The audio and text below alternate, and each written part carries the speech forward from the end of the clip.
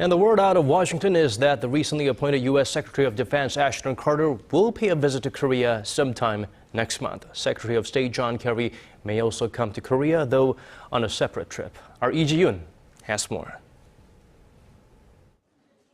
Two top U.S. officials are likely to fly out to Seoul next month. This is according to Korea-based Yonhap News Agency on Wednesday, citing diplomatic sources in Washington. U.S. Defense Secretary Ashton Carter and Secretary of State John Kerry are reportedly planning separate trips to Northeast Asia in April, including stops in South Korea and Japan.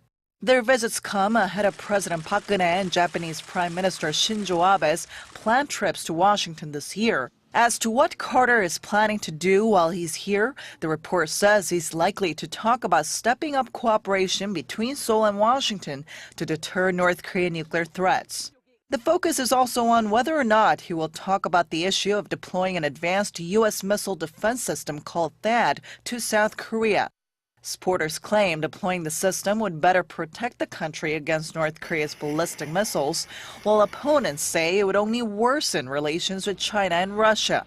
U.S. Secretary of State John Kerry is also expected to make a stop in Seoul sometime next month. Yonhap sources say that while he's here, Kerry's likely to address any remaining issues surrounding last week's attack on U.S. Ambassador to South Korea Mark Lippert by an anti-U.S. activist.